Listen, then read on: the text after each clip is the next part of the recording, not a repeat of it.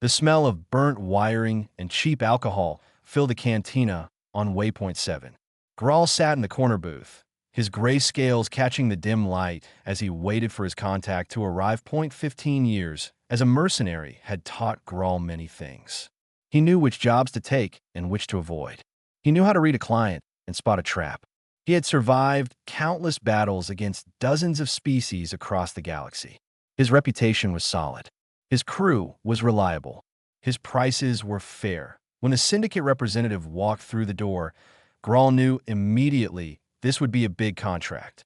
The man was a Pollux, one of the tall, pale creatures who handled dirty work for criminal organizations. He moved through the crowded cantina without touching anyone, his long coat hiding whatever weapons he carried.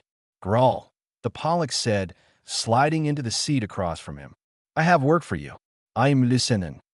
The Pollux placed a small data chip on the table. A human colony on the frontier world called Briar. 63 colonists. We want them removed. Grawl picked up the chip and turned it over in his clawed fingers. Removed meaning dead, removed meaning no longer a problem. How you achieve that is your business. What? The Pollux's expression did not change.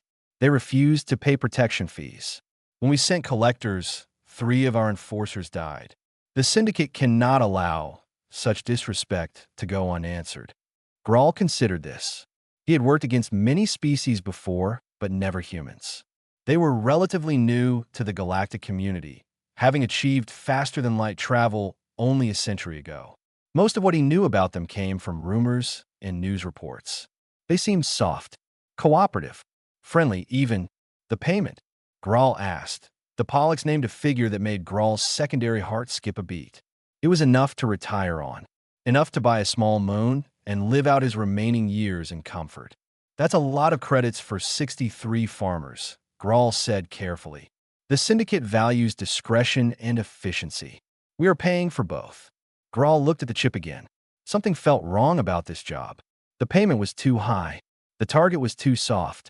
But he had not survived 15 years by turning down easy money.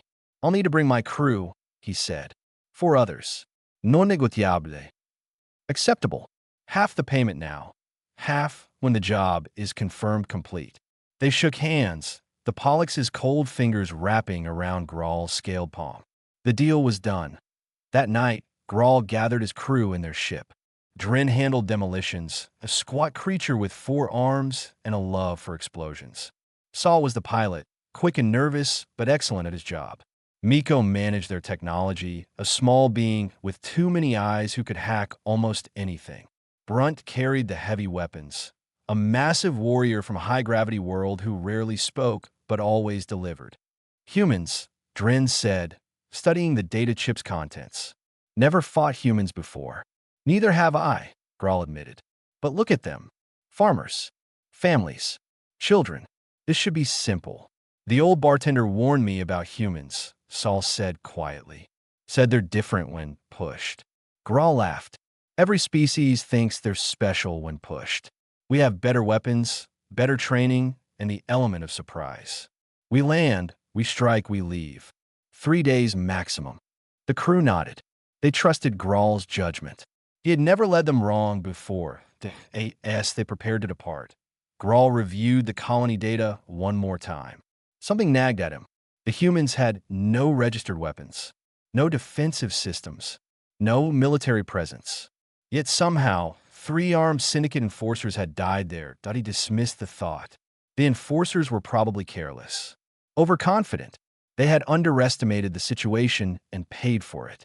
Grawl would not make the same mistake. The ship lifted off from Waypoint 7 and entered hyperspace.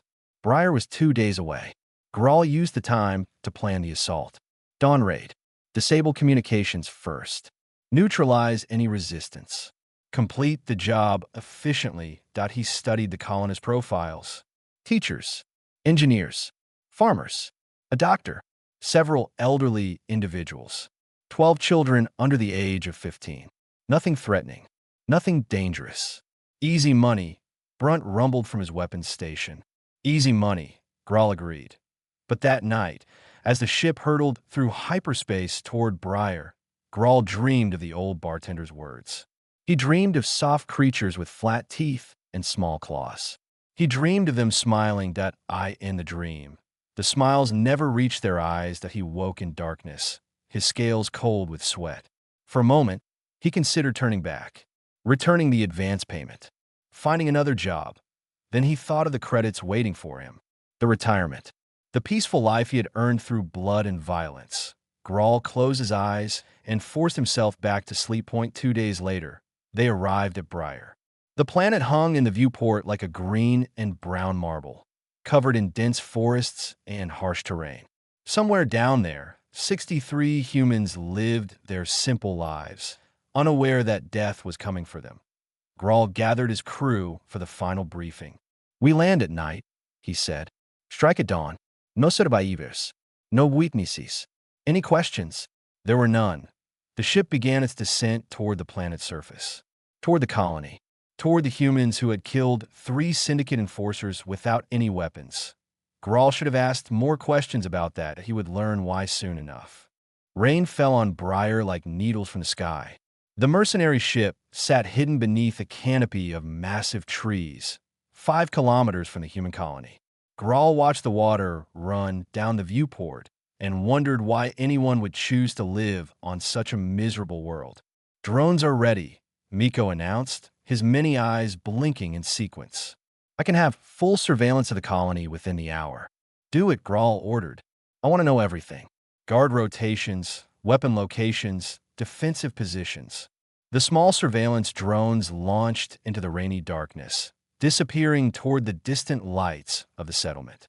Grawl settled in to wait, cleaning his plasma rifle with practiced hands. The first images came back 30 minutes later. Miko projected them onto the main screen, and the crew gathered to watch. The colony was smaller than Grawl had expected. Simple buildings made from local materials and prefabricated structures. A central square with a well. Farming plots stretching into the cleared forest. A schoolhouse with colorful drawings in the windows. A medical center with a single light burning inside. "Where are the defenses?" Dren asked, his 4 arms crossed in confusion. "There are none," Miko replied. "No walls. No guard towers. No weapon emplacements. They have basic tools and farming equipment. Nothing else." Grawl frowned. "That can't be right. Check again." Miko ran the scan twice more. The result was the same. The humans had built their colony with no defensive capabilities whatsoever. "They're either very stupid or very confident," Saul muttered. "They're soft," Brunt said. "Prey species. They don't think like hunters." Grawl was not so sure. 3 Syndicate enforcers had died here. Enforcers were not easy to kill. Yet these simple farmers with no weapons had managed it somehow. The drones continued their surveillance through the night. Grawl watched the humans go about their evening routines. Families eating dinner together. Children being put to bed. An old woman reading by lamplight. A man repairing a broken fence in the rain. Working with calm determination despite the weather. "They work hard," Grawl observed. "They'll die tired," Dren replied with a harsh laugh. Near midnight, one of the drones captured something interesting. A woman emerged from her home, alerted by sounds from the livestock pen. A native predator had broken through the fence, a creature with 6 legs and teeth like broken glass. It was twice the woman's size and clearly hungry. Grawl expected her to run, to scream for help, to do what prey did when faced with a predator. Instead, she picked up a farming tool and walked toward the creature. The fight lasted less than a minute. The woman moved with surprising speed and precision, striking the predator's weak points with accuracy that suggested training or experience. When it was over, the creature lay dead at her feet. She dragged the body away from the pen, checked on her animals, and returned to her home as if nothing unusual had happened. "Did you see that?" Saul whispered. "One brave farmer," Grawl said dismissively. "It means nothing." But he saved the footage anyway. As dawn approached, Grawl finalized the attack plan. They would strike at first light when the humans were just waking. Brunt would destroy the communication array to prevent distress calls. Dren would handle any structures that needed demolition. Miko would disable any electronic systems. Saul would keep the ship ready for immediate departure. Grawl would lead the ground assault personally. "We move fast," he told his crew. "No hosetaschen. No merci. These are the client's orders." The crew nodded. They were professionals. They did not question contracts once accepted. T0 300 hours. When Amiko's drones stopped transmitting, the image simply went black without warning. "Technical failure?" Grawl asked. "Possibly," Miko said, his eyes narrowing. "These are older units. The rain might have damaged the circuitry." 5 minutes later, a second drone went dark. Then a third. Grawl felt his scales prickle with unease. "What's happening?" Miko worked frantically at his console. "I don't know. The remaining drones show the colony is quiet. Everyone is sleeping. But something is destroying my surveillance network." "Animals," Drin suggested. "Bird." "The drones are too high for animals to reach." Grawl stared at the dark screens where his surveillance had been. The colony looked peaceful in the remaining footage. Humans slept in their beds. Nothing moved in the streets. Everything appeared normal, but something had found those drones.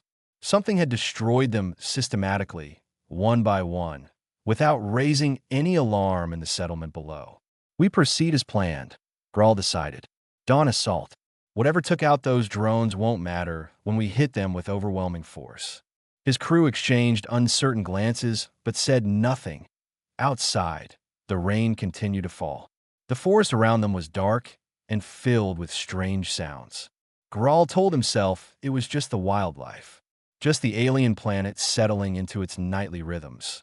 But as he checked his weapons one final time, he could not shake the feeling that something was watching them. That the humans in that peaceful colony were not as unaware as they appeared. He pushed the thought aside. Fear was for prey. He was the hunter here. In a few hours, he would prove it. The night passed slowly. When the first light of dawn touched the horizon, Grawl gave the order to move out. They advanced through the forest toward the colony, 5 killers with enough firepower to level a small city. Behind them, the trees seemed to close in like watching eyes. Grawl did not look back. He should have. The first shot lit up the dawn sky like a second sunrise. Brunt's heavy cannon struck the communication tower dead center, turning metal and electronics into a shower of burning debris. The explosion echoed across the valley, shattering the morning peace. Grawl raised his rifle and charged toward the colony. His crew followed in formation, spreading out to cover maximum ground. This was the moment of shock and terror. In his experience, the first 30 seconds of any assault determined everything. Panic would spread. Resistance would crumble. Victory would follow till he reached the edge of the settlement and waited for the screaming to begin. It never came. The colony remained silent. Doors stayed closed. Windows stayed dark. No one ran. No one cried out. The only sound was the crackling of the destroyed tower and the footsteps of his own crew.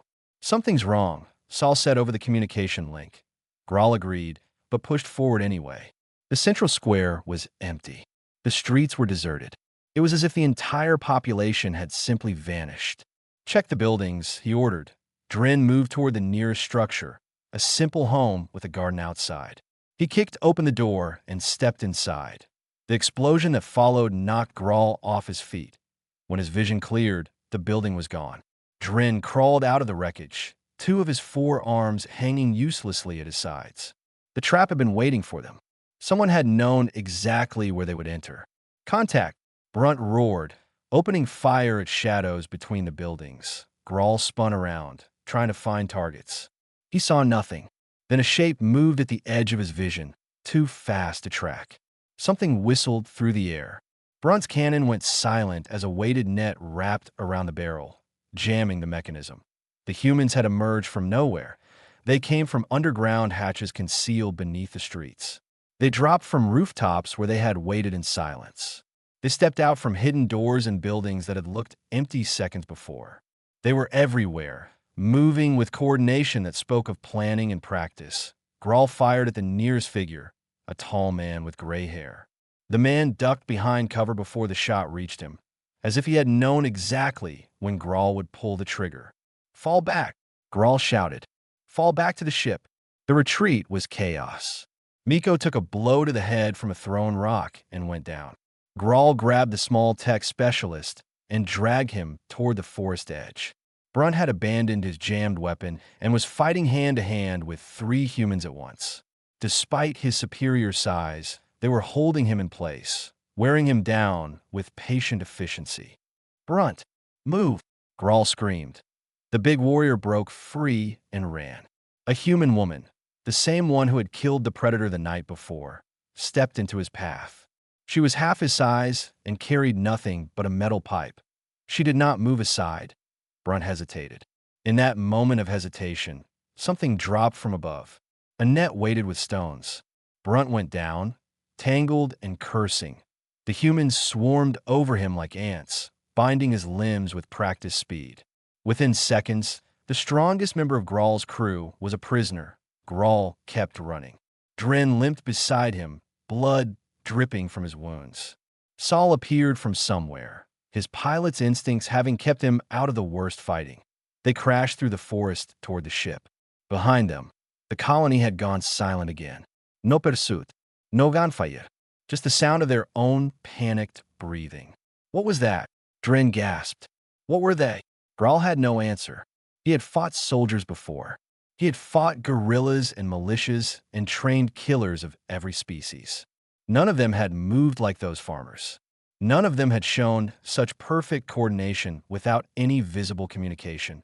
They reached the ship. Saul rushed to the cockpit to begin startup procedures. Miko regained consciousness and stumbled to his station. Dren collapsed against the wall, trying to tend his broken arms. The communication system crackled to life that a human face appeared on the screen. Male, middle-aged, calm. He sat in what looked like the colony's medical center, surrounded by screens showing different angles of the settlement. "You should not have come here," the man said. His voice was quiet and steady. "You should not have fired on our home. You should not have threatened our children." Grawl stared at the screen. "How are you broadcasting to us?" "We destroyed your communications." "You destroyed the tower," the man replied. "The tower was a decoy. Our real systems are underground, along with our shelters, our weapons, and our command center. We have been watching you since you entered orbit." Cold realization washed over Grawl. The drones had not malfunctioned. They had been destroyed deliberately. The colony had not been caught off guard. They had known about the attack from the beginning. They had let the mercenaries land. They had let them approach. They had let them walk into a trap. "What?" Grawl whispered. The man leaned forward.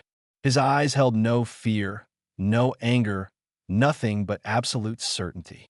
"You pointed weapons at our school," he said. "You threatened our children. Now we are coming for you, not to defend ourselves. That part is already finished. Now we are coming to make sure no one ever threatens our families again." The screen went dark. Outside, the forest had gone completely silent. The hunt had begun. 3 days in the forest had reduced Grawl's crew to shadows of themselves. Dren's broken arms had become infected despite Miko's best efforts. Saul jumped at every sound, his nerves completely shattered. The ship sat useless behind them, its engine core removed by human hands during the raid. They had not seen how it happened. They had not heard anyone approach. They had simply returned to find their only means of escape turned into dead metal. Now they were prey. Grawl crouched behind a fallen tree, watching the forest path ahead. They had been moving for hours, trying to reach a ridge where Miko might be able to send a distress signal. But every route seemed to lead them in circles. Every landmark they remembered had somehow shifted. "They're hurting us," Miko whispered, "moving us where they want us to go." Grawl knew he was right. The humans were always there, just out of sight, adjusting the terrain with fallen trees and false trails. They never attacked directly. They simply watched and waited and guided their prey deeper into the trap that on the second night Saul had gone to refill their water containers at a stream. He never returned. They found his equipment an hour later, neatly arranged on a flat rock. His weapons, his communication device, his boots, everything except Saul himself, in no blood. No signs of struggle. He had simply vanished.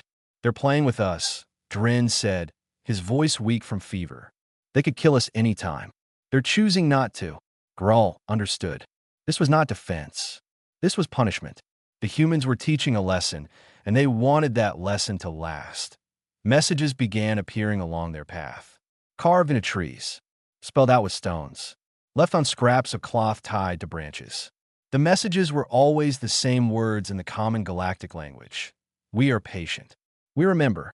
We protect our own. On the third day, Grawl encountered the old woman from his surveillance footage. Ruth, the humans called her. She stepped out of the forest directly in front of him, unarmed and alone. Grawl raised his rifle. His claws trembled on the trigger. Ruth did not move. She simply looked at him with eyes that held more experience than her aged appearance suggested. "You should sit down," she said. "Your legs are shaking." Grawl wanted to fire. He wanted to end this nightmare with a single shot. But something in her gaze stopped him. Confidence. Complete and absolute confidence. This woman was not afraid to die. She was not even afraid of him. He lowered the weapon. "Why?" he asked. "Why go to all this trouble? You could have killed us in the colony." Ruth sat down on a nearby log and gestured for him to join her. Against every survival instinct he possessed, Grawl Saturday. "Let me tell you about my home world," Ruth said. "A place called Earth. It's a death world by galactic standards. The gravity is crushing. The weather is violent. The predators are everywhere. And for millions of years, humans survived there without technology, without space travel, without anything except our bodies and our minds." She picked up a twig and began stripping its bark with her fingers. "We evolved as prey and predator both," she continued. "We can switch between cooperation and violence in an instant. Our bodies produce chemicals that allow us to ignore pain, fear, even mortal wounds when we are fighting for survival. And we remember every threat, every enemy, every harm done to our families. We remember for generations." "The enforcers," Grawl said quietly. "The three who came before us." Ruth nodded. "They made demands. We refused. They threatened our children to force us to obey." She paused. "That was their mistake. You can threaten a human with many things. Poverty, pain, even death. We will negotiate. We will compromise. We will find peaceful solutions.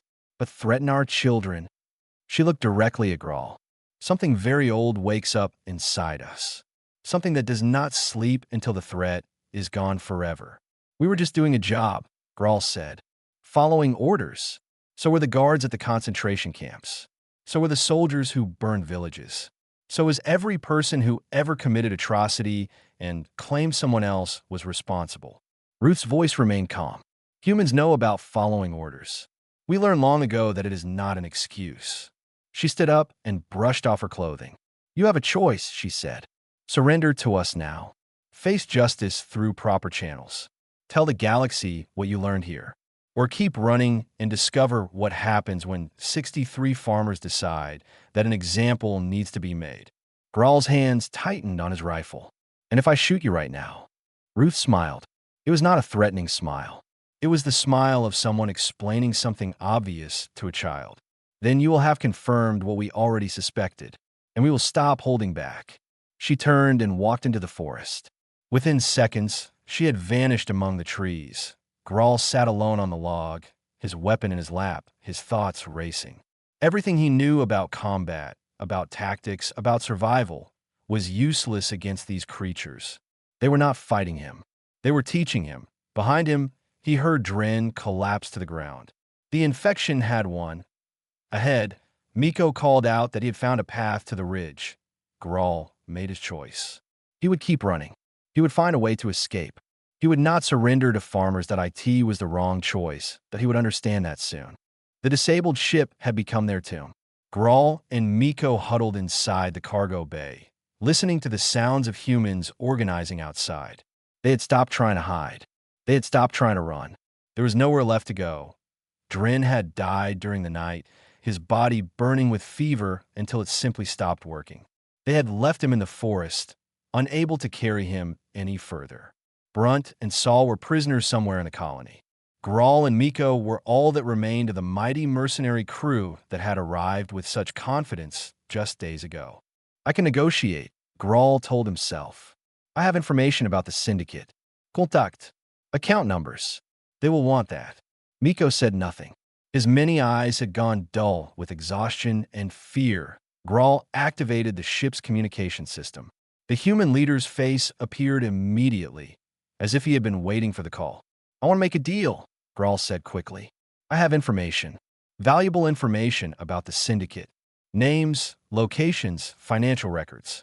I will give you everything in exchange for safe passage off this world." The human considered this for a long moment. His name was Peter. Grawl had learned from intercepted communications. He had been a colony administrator before the attack. A bureaucrat. A paper pusher. He did not look like a bureaucrat now. The syndicate information would be useful, Peter admitted. The Confederacy authorities will appreciate it when they arrive. Hope flickered in Grawl's chest. "Then we have a deal?" "No." The single word crushed him. "You misunderstand your position," Peter continued. "You are not negotiating from strength. You have no leverage. You have no escape. You have nothing except the choice I am about to offer you." "What choice?" Peter leaned closer to the camera. "You can come out now, surrender peacefully, and face justice through proper legal channels. You will testify against the syndicate. You will spend years in rehabilitation, and you will live." Grawl waited for the alternative. "Or you can stay in that ship and discover what happens when humans stop being patient. We have been gentle so far, Mercenary. We have given you chances. We have let you run. We have allowed you to understand what you are facing. That patience ends in 1 hour." The screen went dark. Miko began to cry, his small body shaking with sobs. "I don't want to die," he whispered. "I never wanted any of this. It was just a job." Grawl stared at the blank screen. His mind raced through options. He could fight. His weapons still worked. He could take some of them with him when they came. But he remembered Ruth's words in the forest. He remembered how easily the humans had captured Brunt, the strongest warrior he had ever known. He remembered the 3 syndicate enforcers who had died without leaving a single wound on their killers. Fighting was not an option. It was just a slower form of suicide. "We surrender," Grawl announced to the empty cargo bay. "We walk out there and we surrender." Miko looked up, hope returning to his wet eyes. "They'll let us live." They said they would, and I believe them. Grawl set down his rifle. "Whatever else these creatures are, they do not lie. They said they would hunt us. They hunted us. They said they would give us a choice. They gave us a choice." He walked to the cargo bay door and opened it. The morning light flooded in, revealing a circle of humans surrounding the ship. They held tools and farming equipment, not weapons. They stood calmly, watching the door with expressions that held no hatred, no anger, nothing but patient determination. Peter stood at the front of the group, his arms crossed. Grawl stepped out into the light, his claws raised and empty. Miko followed behind him, trembling but alive. "We surrender," Grawl said. "We accept your terms." Peter nodded slowly. "The Confederacy ship arrives in 6 hours. You will tell them everything about the syndicate. Every name, every account, every operation you know about. And after that," Peter walked forward until he stood directly in front of Grawl. He was shorter than the mercenary, softer, weaker in every physical way. But Grawl had never felt more afraid of any creature in his life. After that, Peter said quietly, "You will tell everyone else what you learned here. Every species, every world, every criminal who thinks humans are soft targets." "What did I learn?" Grawl asked. Peter's eyes met his. They were not the eyes of a bureaucrat or a farmer or a soft creature from a cooperative species.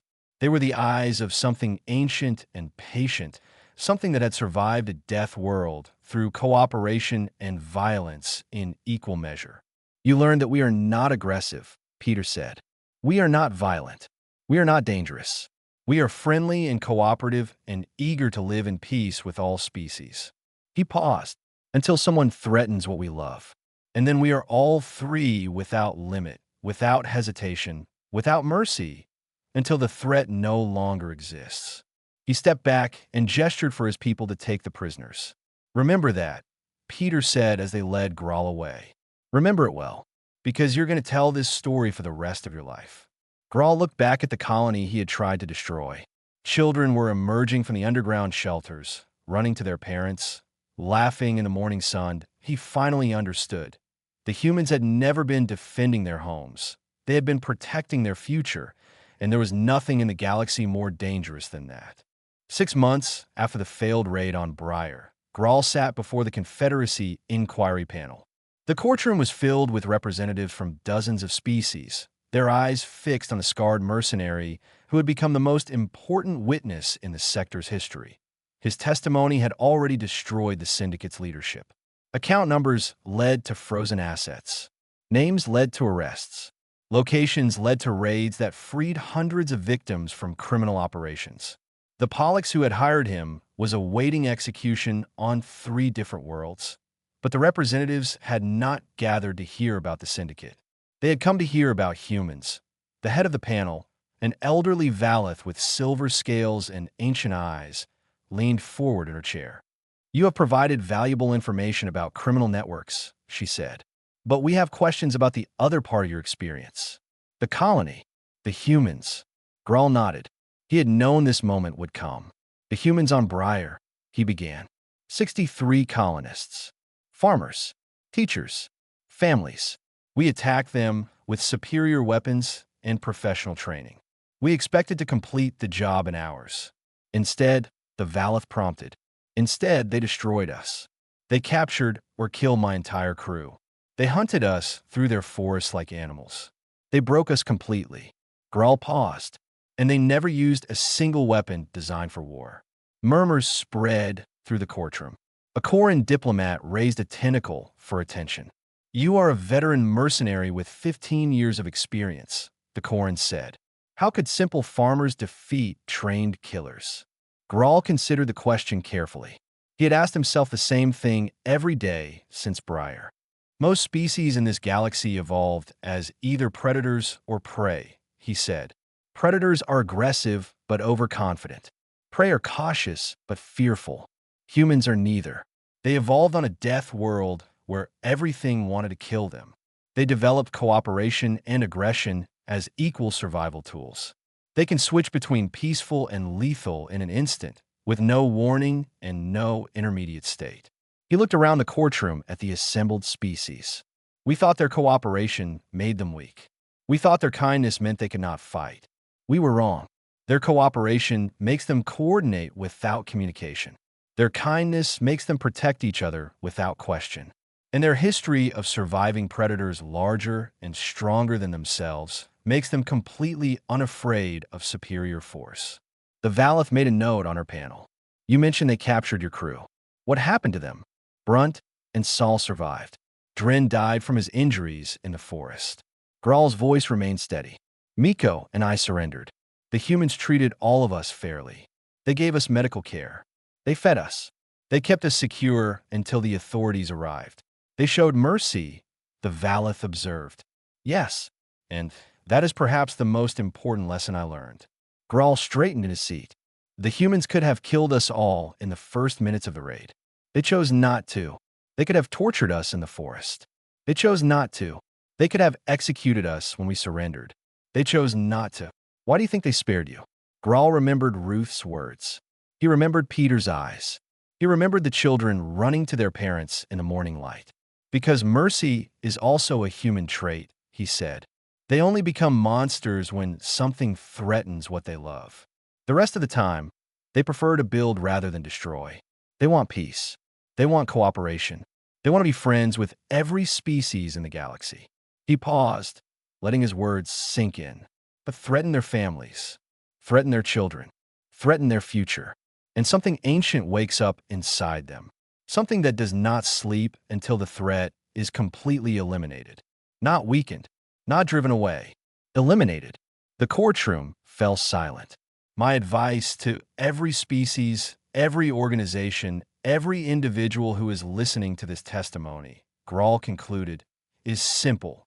The humans are not your enemies. They do not want to fight you. They will trade with you and help you and welcome you as friends. But do not mistake their friendliness for weakness. Do not threaten what they love. Do not make the same mistake I made."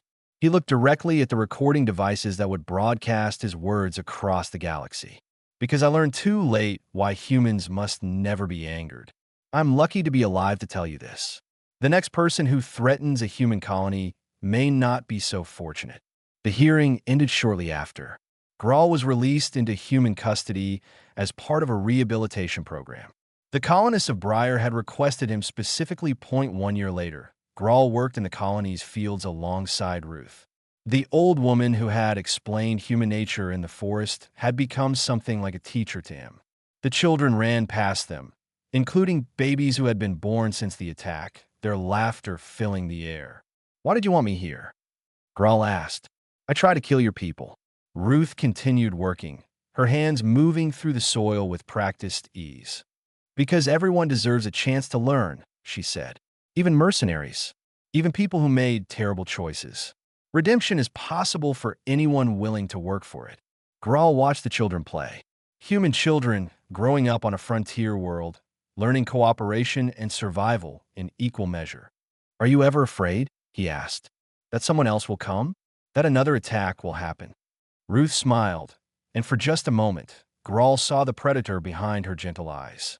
"Let them come," she said softly. "We will be ready. We will always be ready. It is what we are." Grawl returned to his work, his scales warm in the afternoon sun. Somewhere in the galaxy, his testimony continued to spread. Species listened. Criminals reconsidered. And slowly, quietly, the universe adjusted its understanding of the soft, friendly, cooperative species called humans, and the ancient predator that slept inside each one, waiting to be awakened.